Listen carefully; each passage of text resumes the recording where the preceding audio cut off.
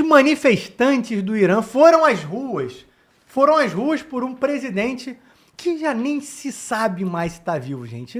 A geopolítica do momento que a gente está vivendo é uma coisa fenomenal. O filho do Ali Khamenei, o Mojtaba Khamenei, ele vai ser, em teoria, o próximo presidente lá do Irã. Só que já existem até teorias de que ele está morto, porque ele faltou aí a própria posse. Mas os manifestantes no Irã foram às ruas para defender o novo presidente. E aí eu sei que você está se perguntando, mas peraí, Eric, é filho do Ali Khamenei, ele quer guerra com Trump, ele não quer guerra com Trump, Trump se manifestou sobre isso. Sim, Trump se manifestou sobre isso e deixou a situação um pouco em aberto, porque aparentemente o filho do Ali Khamenei, ele não é necessariamente igual ao pai, e tem um quê um pouco mais diplomático, e uma relação até interna com o Irã, de que essa guerra pode não fazer sentido. Mas, ao mesmo tempo, há muitas dúvidas sobre isso. Sentar para negociar é uma coisa. Isso, inclusive, o Khamenei fez com o Trump. E hoje ele não está nem mais entre nós. Então, o Trump deu uma declaração dizendo que não acha que ele vai conseguir ter uma boa governança no país dele. Porque ele é uma pessoa muito problemática. E tem algumas visões que podem destoar dos Estados Unidos. Júlio Roque, eu vou começar com você para trazer um pouco dessa reflexão. O Trump tem suas demandas, obviamente. Mas quando ele coloca as coisas nesse cenário, ele está dando até uma sinalização positiva para essa invasão. Porque ele não está atacando, dizendo que vai destruir completamente o Irã e, enfim, tirar o seu novo líder. Ele está dizendo que talvez ele não tenha um reinado, vamos colocar assim entre aspas, de paz. Como é que você enxerga essa situação, Júlio Roque? A gente está caminhando, não está caminhando, botando um parênteses aqui, que o Trump gostaria que duas das pessoas que estavam no Irã, ele via duas das pessoas que estavam no Irã, dois líderes, como possíveis sucessores do Ali Khamenei. Só que, nesse meio tempo, os dois já morreram nos ataques de Israel. Então, as pessoas que o Trump havia eleito, né, para esse cargo de liderança, já também não estão mais conosco. Júlio Roque, sua leitura? Bem, Eric, os Estados Unidos deixam bem claro que ele não quer destruir o Irã. Ele quer botar abaixo o governo dos iatolás. É mais ou menos essa a tradução que eu tenho de toda essa ação. O Irã, um país persa maravilhoso, com uma cultura maravilhosa, né, completamente invadido por esse regime. Podemos citar, para você ter uma ideia, né, o pavilhão nacional do Irã.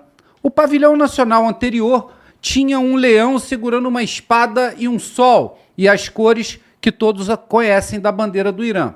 Foi retirado, após o governo dos iatolás, foi retirado o símbolo do leão, colocado um símbolo islâmico e escritos islâmicos, não persas, o país é persa, mas os escritos que estão na bandeira atual são escritos islâmicos, escritos religiosos. E aí você vê o que aconteceu com o Irã.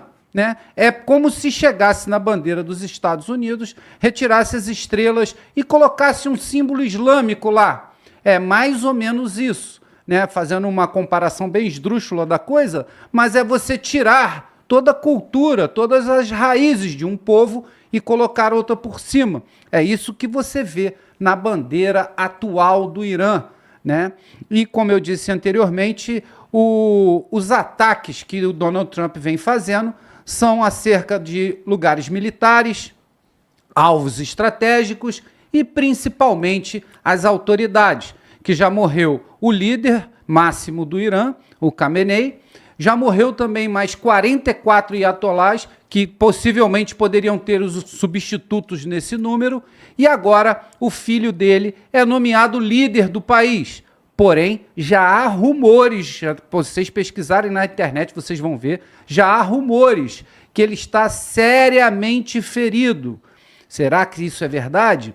Uma coisa que dá respaldo a ele estar ferido e sumido das imagens ao vivo e em público é uma manifestação que tem de iranianos pró-governo onde eles levantam uma imagem do filho do Khamenei em papelão. Vocês também podem encontrar isso nas redes sociais. Então, se o novo líder não pode estar com seu povo publicamente, mostra uma grande fraqueza.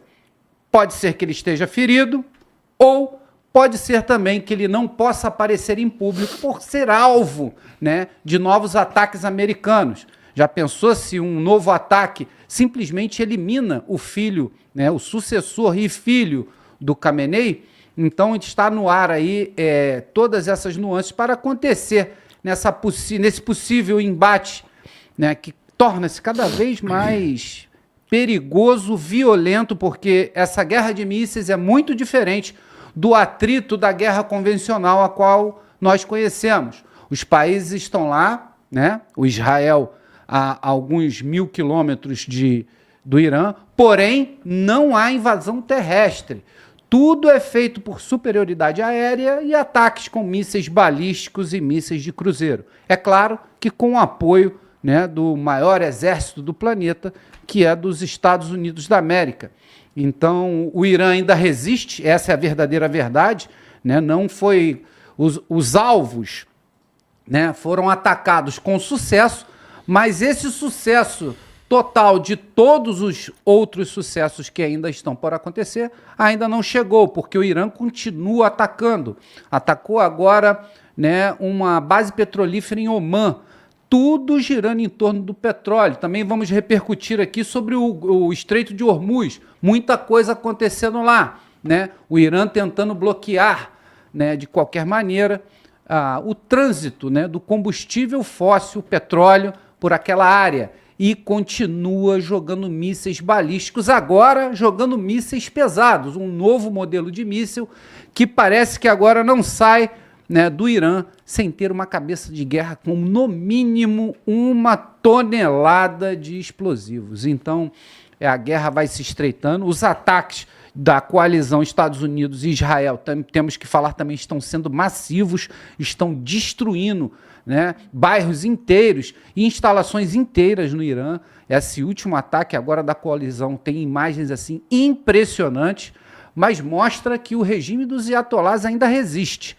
né? Como eu ainda não sei, mas o Trump falou que não acabou ainda. E quem pode dizer quando isso vai acabar? Então, espero que a guerra termine o mais rápido possível. Essa é a minha leitura, porque guerra, né, só quer ir para a guerra quem nunca viu uma. Essa é a verdadeira verdade, Eric. Muito bom, Júlio. Comandante Vilas Boas, essa manifestação tem uma característica muitíssimo curiosa quando a gente vai ler as notícias sobre ela ao redor do mundo. Por quê? Porque oficialmente ela é uma manifestação pela lealdade com o novo líder do Irã.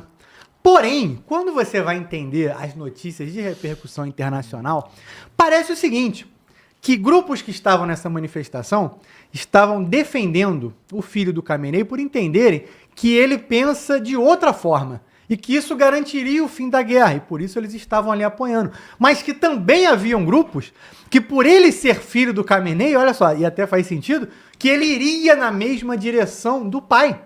Então eles estavam apoiando para que o imperialismo dos Estados Unidos não se manifestasse no Irã. Ainda há muitos grupos que defendem isso. E, por fim, também teriam grupos que... Aí, obviamente, informações de fontes jornalísticas de fora aí do Brasil, que disse que foi informado que grupos chegaram na manifestação acreditando ser uma manifestação contra o presidente. Mas, ao chegar lá e ver os grupos, e além disso, militares do Irã, perceberam que se aquela não era uma manifestação contra o novo líder, eles poderiam sair prejudicados com isso. Então, no fim das contas, quando você tenta apurar quem estava lá, qual era o grupo, quais eram as suas demandas, ficou tudo muito confuso. Eu acho que eu nunca vi tanta loucura com relação às informações. Pode falar, Júlio. Bem, Eric, eu me esqueci quando você foi tocante nessa parte. É o seguinte, existem sim ainda apoiadores do governo dos ayatolás, existem várias imagens mostrando essas manifestações. E a gente consegue dividir muito bem quando a gente olha pelo prisma da religião. É exatamente isso. A religião é a arma principal do governo dos ayatollahs para o chamado, né, desse apoio político. E você vê do outro lado também uma massa enorme de manifestantes contra o governo, que querem derrubar o governo, e você pode reparar isso pela idade desses manifestantes, que é uma idade inferior à idade dos que apoiam o governo, Eric. Muito bom, Júlio. Comandante Vilas Boas, agora sim. Eric, a gente tem uma linha comum que unifica o que está acontecendo, o que a gente está vendo agora acontecer no Irã, com o que rege a doutrina, né, a ideologia dos regimes comunistas pelo mundo inteiro. Então, quando você pega e vai estudar a fundo, ou ver um vídeo com mais atenção de como os governos ditatoriais controlam a opinião da população, controlam a movimentação das massas, movimentação no sentido cinético mesmo, esse de ir para a rua, se juntar numa praça para oferecer apoio ou desapoio frente a alguma causa colocada pelo governo. A gente percebe que isso acontece intensamente na Coreia do Norte, isso acontece também intensamente na China, e isso acontece em todo o sistema, que a gente também pode observar alguns casos na África, onde o governo exerce o controle de um dos seus centros de gravidade de permanência no poder, que é justamente o controle da população. Seja ela porque ela foi, digamos, lobotomizada, seus corações e mentes, ela realmente acredita naquilo que o governo está dizendo para ela, onde os líderes estão dizendo, ou não, seja pela imposição da força, como acontece de uma certa forma aqui no próprio Rio de Janeiro, quando uma situação acontece numa comunidade, como foi o caso das operações desenroladas pelo BOP no ano passado, ou diversas outras, onde há uma imposição daquela organização criminosa mandando a população ir para a rua, para fechar a Avenida Brasil, linha vermelha e por aí assim. Então, quem tem o monopólio do uso da força faz ações como essa acontecerem. Que aí, como o Eric falou, a gente tem que tentar separar o que realmente era uma ordem, o que realmente era uma crença absoluta, que isso tem também. Tem gente que acredita piamente, religiosamente, que aquilo deva ser seguido, e pessoas também que chegaram de uma forma equivocada. Então, dentro de toda essa manifestação que a gente conseguiu observar aí na praça, referente a uma possível aceitação, né, uma possível vinculação da população aceitando o terceiro Ayatollah da história após a Revolução Islâmica de 79, a gente não sabe direito o que aconteceu. Cabe ressaltar aqui um pouco, que a gente vem falando, para iluminar um pouco mais ainda, qual é a importância do Ayatollah perante o regime. Então, o Irã é uma teocracia. A teocracia é um regime de governo onde o Shah ele tem autoridade sobre toda a questão religiosa. Então, a questão religiosa, ela se entrelaça, ela está junta do governo, do chefe de governo. Então, isso tudo é muito junto. Então, temos o Ayatollah e temos o presidente com funções diferentes. Agora, o Ayatollah, ele não é só um chefe de Estado, porque a guarda revolucionária fica sobre os seus auspícios, sobre o seu controle. Então, o poder dele de interferir na normalidade do que acontece, das imposições do regime, é muito grande. Então, esse terceiro Ayatollah, filho do Khamenei, que vai tomar posse, está ferido ou não, se realmente se confirmar isso, ele tem um poder extraordinário dentro daquele cenário. E aí sim, ele passa a estar sobre todo o cuidado do que os Estados Unidos e Israel estão buscando para aquele conflito. Então, não é à toa que, se realmente ele vai se tornar esse terceiro Ayatollah, os Estados Unidos e Israel já colocaram uma cruz de alvo nas costas deles. Então, esse cidadão que não apareceu nem para sua posse, não apareceu na mídia, nem na televisão estatal, com medo, né? A contra-inteligência iraniana está com medo de dar alguma indicação, mesmo que seja uma imagem ou uma foto, que possa dar algum indício da onde esse cidadão está colocado nesse exato momento. E também dar alguma confirmação dos rumores que vão aparecendo na mídia referente ao seu estado de saúde. Algumas mídias internacionais, do tipo CNN, Fox, estão dizendo que ele está ferido devido àquele primeiro ataque que matou o pai dele. As informações que chegam até agora é que ele tem um ferimento no pé e tem algum tipo de laceração no rosto próximo ao olho esquerdo. Isso a gente não tem como confirmar, só suposição de alguma possível fonte que tenha contado para algum jornalista, e a gente está replicando essa informação. O que a gente sabe, de fato, é que esse camarada, ele não apareceu. E aí a gente começa a ter mais indicações do fato dele não estar aparecido e por que isso aconteceu. Aliado também ao tempo de demora para sua identificação depois que o seu antecessor foi fulminado em menos de 24 horas após assumir o cargo, que não deu nem para tomar um café na cadeira lá do seu gabinete, do seu presidencial, do seu teocracional, digamos assim, não sei nem qual o nome que se dá para esse tipo de coisa. Então, essa sucessão é muito delicada. E aí, esse cara, ele já está com a cruz de alvo atrás dos serviços de inteligência israelense e norte-americano. O que a gente pode também especular é o posicionamento do Donald Trump a respeito do assunto. Ele veio às mídias e declarou que a nomeação do filho do Ayatollah Khamenei seria de ordem inaceitável. E aí a gente se pergunta, inaceitável de que forma? Ele vai ser morto, ele vai ser perseguido, não vão deixar ele assumir? E aí a gente tenta traçar algum paralelo com a política externa dos Estados Unidos referente ao que está acontecendo agora na Venezuela.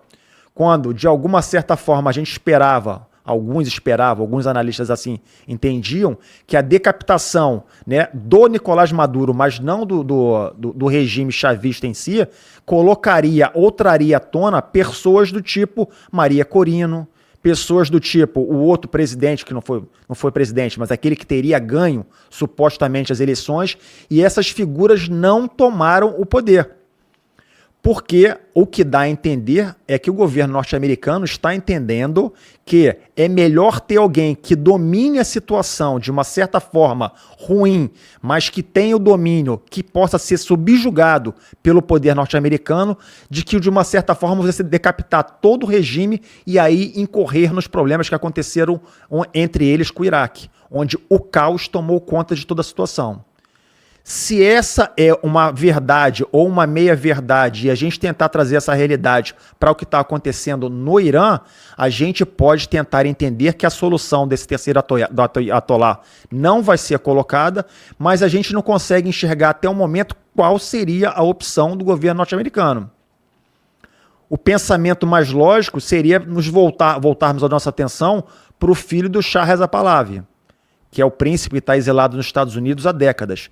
Mas, pelo menos pela minha percepção, eu não vi em momento nenhum o Donald Trump ser enfático com essa colocação, do qual ele realmente seria a opção do sistema internacional para colocar no Irã e fazer essa transição.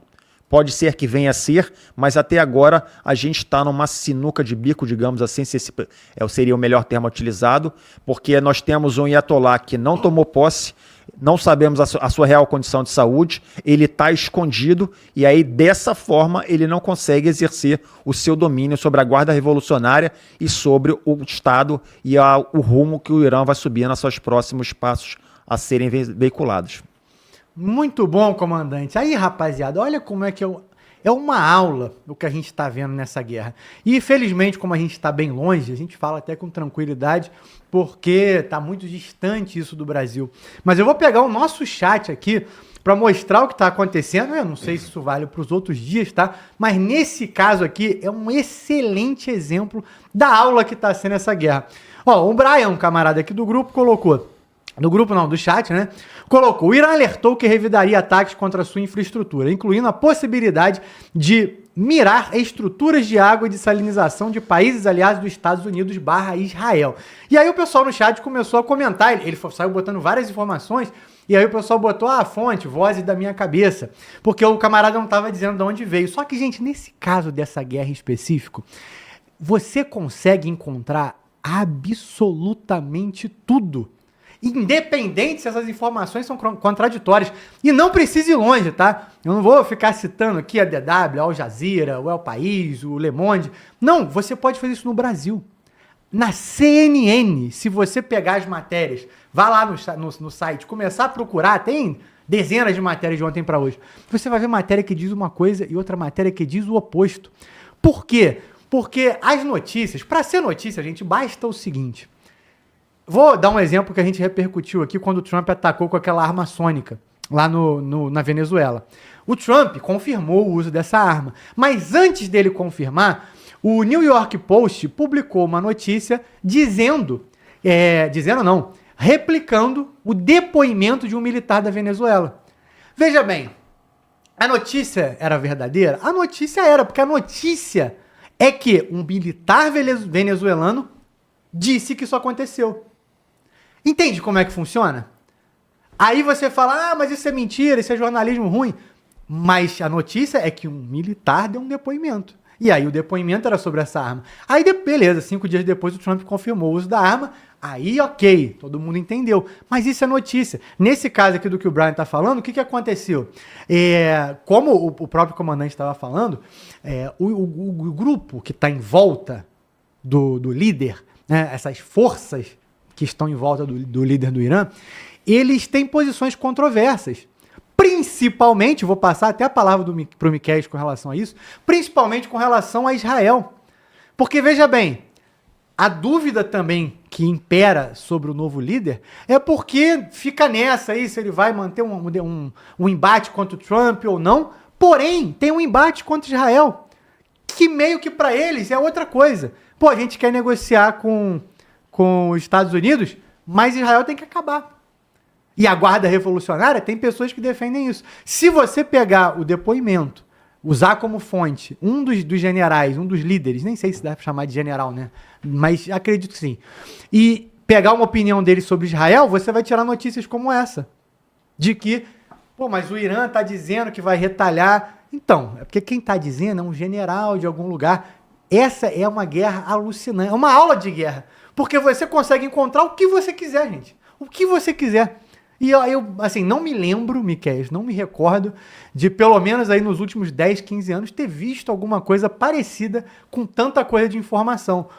Eu vi um jornalista que eu acompanho muito do DW dizendo que isso aconteceu na Guerra do Golfo. Mas a gente não sabe dizer, porque naquela época não tinha internet para poder fazer essa avaliação. Então fica na palavra do jornalista sênior, né, sobre isso, mas quero te ouvir, Miquel. Qual a sua leitura aí sobre esse cenário?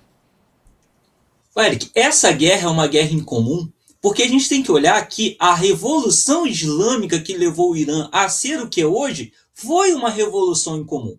A gente tem que pegar o fator histórico que levou o Irã a estar onde está hoje. As pessoas estão fazendo manifestação apoiando um regime ditatorial, um regime que viola os direitos humanos, que viola principalmente os direitos das mulheres. E ainda tem gente defendendo isso? Tem mulher defendendo isso? Óbvio que tem. Porque são 47 anos desse regime no poder. Então teve muita gente que nasceu tendo aquilo como natural, tendo aquilo como uma verdade. Então, sim, essas pessoas estão lá defendendo aquilo que para eles é comum. São muitas pessoas que não tiveram acesso a um mundo diferente. Eles não compreendem que a mulher pode votar, que a mulher pode andar sem véu, que é um absurdo o marido poder bater na mulher a hora que quer. Esse é o ponto. O que as pessoas precisam entender é que quando a gente está falando da guerra do Irã, não é como qualquer outro conflito entre Rússia e Ucrânia, entre Coreia do Sul e Coreia do Norte, entre Estados Unidos e Venezuela, entre facções de traficantes. Nós estamos falando, primeiramente, de um conflito cultural. Vejam, diferente do que acontece em outros países, a maioria das revoluções ela vai acontecer por causa de uma crise financeira, por causa de uma rebelião de camponeses que estavam insatisfeitos ali com o governo, por causa de militares que estavam descontentes, porque as elites econômicas não estavam felizes com a condução do país. Mas não, o Irã estava, na verdade, experimentando um crescimento econômico nos anos 70, quando, de repente, veio uma revolução. E essa revolução, ela aconteceu, por isso que ela é chamada de Revolução Islâmica, porque ela aconteceu em virtude de valores culturais e religiosos. Nós temos o seguinte, o Shah do Irã, à época, o Reza Pahlavi, o pai, né, ele liberou o voto para as mulheres em 1963. Antes disso, o pai dele tinha acabado com a obrigatoriedade do véu. E isso gerou um descontentamento religioso, gerou um descontentamento em uma população, em um grupo que achava que aquilo estava violando o princípio mais básico do ser humano, que é a religião. E a religião conduz essas pessoas. Então, o país estava de vento em polpa economicamente. O país estava experimentando uma abertura democrática, estava experimentando uma abertura cultural que foi criticada severamente por um grupo islâmico ali que conquistou a população para aquele ideal. Não se tratava, a população aqui está passando fome, a população aqui está tendo seus direitos violados. Não. Simplesmente uma religião estava se sentindo ofendida, começou a acusar o monarca daquele país, né, o Shah, de ser uma marionete do Ocidente, de estar inundando aquele país com uma cultura podre, com uma cultura ruim, e eles precisavam dar um jeito nisso. Então a revolução que acontece em 1979, ela vai acontecer para afastar o fenômeno cultural do Ocidente. Só que aí, quando eles afastam o fenômeno cultural do Ocidente, o que acontece? O voto da mulher e os direitos da mulher caem por terra. A obrigatoriedade do véu, que tinha caído lá nos anos 30, volta. Então, e aí, para que isso pudesse ser mantido, o que acontece? Vamos ser francos. Olha só, se o pai é evangélico, ele não deixa a criança assistir um vídeo ou ler um livro que fale sobre o candomblé. Se a pessoa é católica, ela se incomoda que o filho assista, de repente, alguma coisa sobre o budismo. Mas quando se trata do islamismo, e principalmente desse grupo islâmico, desse grupo do Islã, que assumiu a liderança no Irã, não se tratava só de um incômodo, se tratava de uma proibição. E a partir de 1979, com essa revolução islâmica, o país se torna uma constituição religiosa. E ele passa a viver sob os preceitos da religião liderada pelo Khamenei. Então, qualquer outro tipo de manifestação cultural, de acesso à informação que não correspondesse aos princípios pregados pelo Islã dentro do Irã, não seria aceito. E aí, com isso, você tem toda uma população sendo formada nessa mentalidade. E aí, é natural agora que as manifestações sejam a favor do regime, porque eles simplesmente não sabem o que existe do lado de fora. Eu falei isso aqui quando tivemos a Guerra dos 12 Dias, que foi vendido no Irã que o Irã derrotou Israel, que o Irã derrotou os Estados Unidos. A gente sabe que os danos que o Irã causou naquela Guerra de 12 Dias foram mínimos a Israel e nulos aos Estados Unidos. Mas a única fonte de informação para a população iraniana era o próprio governo iraniano. Então essas pessoas estão lá defendendo o que para eles é uma verdade há 47 anos. Gente, botem isso na sua cabeça. Há 47 anos. Você só descobre o que é verdade quando você sai de lá. E veja, se essas pessoas que moram lá não têm acesso à informação, acreditam, se tem gente aqui no Brasil que tendo acesso a essa informação, a saber o tipo de violência, o tipo de violação de direitos humanos que existe lá naquele país. Se tem gente nos Estados Unidos, se tem gente na Europa que sabe o tipo de informação e violação que acontece lá dentro do Irã e está defendendo o governo iraniano, imagina a própria população iraniana. Óbvio, tem gente que pensa, tem gente que consegue enxergar e perceber os absurdos. Mas, no geral, para a maioria, não digo a maioria, mas para uma parcela significativa da população, o Irã, aquele é o modo de vida deles, isso é natural. E então é assim que eles vão defender. Assim como tem gente, por exemplo, que acha um absurdo a polícia entrar numa favela para caçar os traficantes. Porque os traficantes, a fala é o quê? Os meninos não fazem mal para ninguém.